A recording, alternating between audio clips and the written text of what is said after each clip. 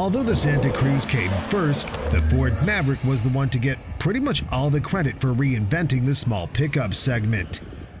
And now, the Korean carmaker is ready to make things right, because it has just presented the updated version of this relatively fresh pickup, which enters the 4th production year.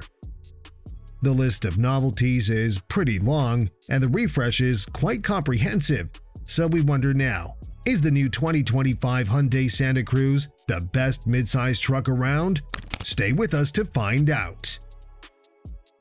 As mentioned, Hyundai's pickup is still a relatively fresh model on the market, but knowing the typical practice of the Korean carmaker, such a quick refresh doesn't come as a surprise. What may come as a surprise for some is that the changes are numerous. Of course, the overall design is still the same, but once you take a closer look, you'll notice a lot of new things going on. Of course, the front face takes the spotlight. Since its arrival, the Santa Cruz has been criticized for its polarizing styling. Some liked its Tucson-based front-end design, but for most traditional truck consumers, it seems too sleek, too rounded, too crossover-ish. For that reason, the Santa Cruz was often seen as not particularly capable, even though it has always been able to tow more than the more rugged-looking Maverick. Anyway, this is a big year for Santa Cruz, as it gets a completely new front-end styling. Once again, things are pretty much the same as with the Tucson, which also got updated recently. So it's easy to notice the new headlight design, along with the new grille, which are both squarer, bolder, and more rugged looking. That's a great change in our opinion, and altogether, the new version looks way more truckish than the original version. Hyundai also gave us 2 new color options called Rockwood Green and Canyon Red. However, Hyundai didn't stop on straight lines and symmetrical shapes. It also decided to bring up a more rugged version, one with off-road pretensions. And now we have the XRT trim. More precisely, that model already came out with the 2024 model year, but now with the fresh updates, it looks way better. It looks like it should have from the start, rugged with an upgraded front bumper design that also incorporates tow hooks, while the unique wheels come wrapped with Meteor all-season tires. To remind you, last year's model featured 19-inch rims, while the new one comes with 18-inch units. Then, there are a few more things about the bodywork worth mentioning, starting from black accents all around the truck and wider fender cladding. All that is complemented by adequate badging, but the story doesn't end there. The bumpers have been revised too, so the XRT now offers better approach and departure angles. The XRT doesn't just look off-road ready, it has a few more things to offer as well, starting from the standard all-wheel drive and the standard turbocharged engine. But we'll talk more about that once we get to the powertrain section. First, let's check what's new on the inside. As mentioned, this is a pretty comprehensive update which goes way beyond front fascia changes. Big things can be seen on the inside as well, particularly at the dashboard and surrounding areas. One of the easiest things to notice is a new steering wheel design with 3 spokes that looks way better than the old one. Then there's the new combo of screens, reserved for higher trim levels of course. Compared to last year's model, which features a separate digital instrument cluster and infotainment screen, the new one comes with a massive panel that integrates both units in a nice and elegant way. Consequently, the buttons below the center screen have been reconfigured as well, but minimally, so the overall ergonomics remain pretty much the same. What didn't change, and we really like that, is the gear shifter, which remains in the form of the good old gear lever. The air vents have been moved a little bit lower as well, and, as we've just mentioned, the massive combo of screens is reserved for higher trim levels. Base models, on the other hand, feature an analog instrument cluster, though the massive 12.3-inch infotainment is standard. Speaking of the infotainment system, it's been updated, and now features wireless Apple CarPlay and Android Auto. Moreover, it's also capable of receiving updates over the air and has a fingerprint scanner for security, as well as the company's in-vehicle payment system, simply called Hyundai Pay.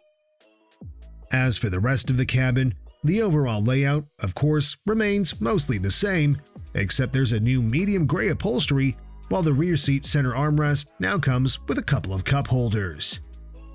The Santa Cruz benefits from its crossover-based design a lot, in the way that the driving position is great and the cabin feels quite cushioned. However, we should point out that there is less room compared to key competitors, read Ford Maverick. The cargo volume is also in Ford's favor. Finally, there's the cargo bed, which is 4 feet long compared to the Maverick's 4.5-foot unit. The aspect that didn't change much is the powertrain. Unlike the exterior and interior, this department carries on in the same way. Some sources were suggesting a hybrid powertrain to be added to the lineup, but that hasn't happened for now. Therefore, the choice is once again between two 4-cylinder gasoline-powered units. The base model continues with a 2.5-liter inline-4. This naturally aspirated 4-cylinder puts out around 191 horsepower and, while it won't blow your mind, it should be capable enough for most, especially if we consider it to be a reliable unit. For those looking for better performance, the optional Turbo 4 is the one to go. Of course, we're talking about Hyundai's 2.5-liter Turbo 4 with 280 horsepower and 311 pound-feet of torque.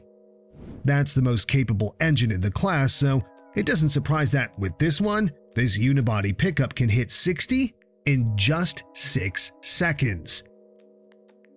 Besides power, the two variants come with significant differences in terms of transmission and drivetrain. The base engine is more relaxed and comes with a classic 8-speed automatic transmission with a torque converter.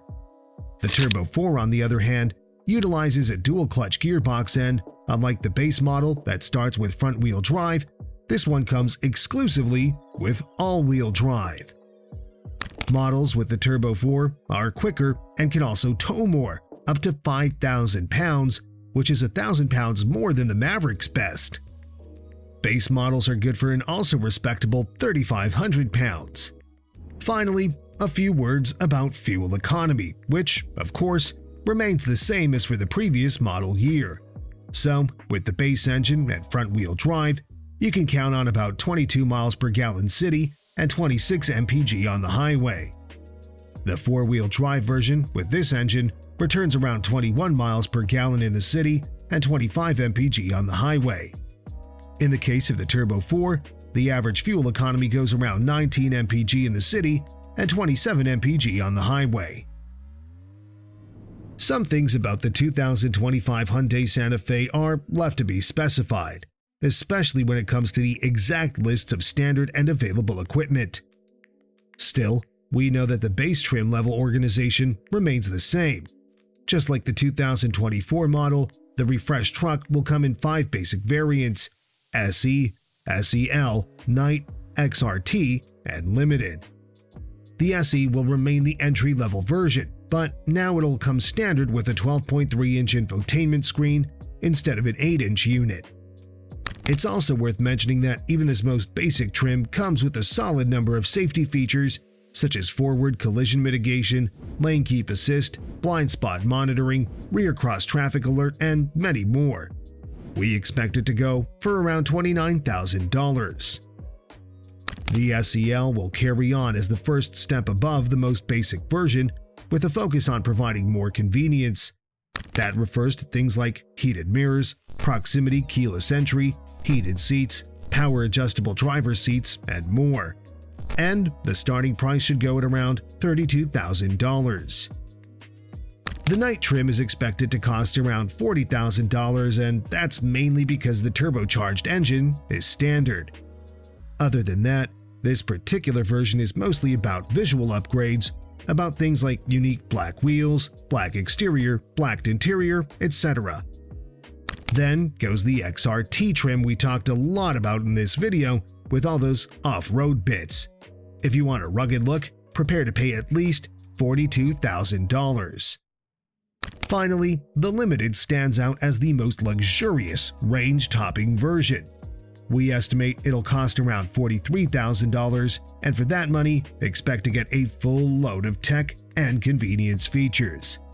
We're talking about things like leather upholstery, heated steering wheel, ventilated seats, ambient lighting, and many other things you wouldn't normally expect to see in a small pickup. As for the launch date, the latest reports suggest it'll hit the market already in the summer. What do you think of the 2025 Hyundai Santa Cruz? Will these updates make it better than the Maverick? Let us know in the comments, and don't forget to subscribe. Thanks for watching, and see you next time.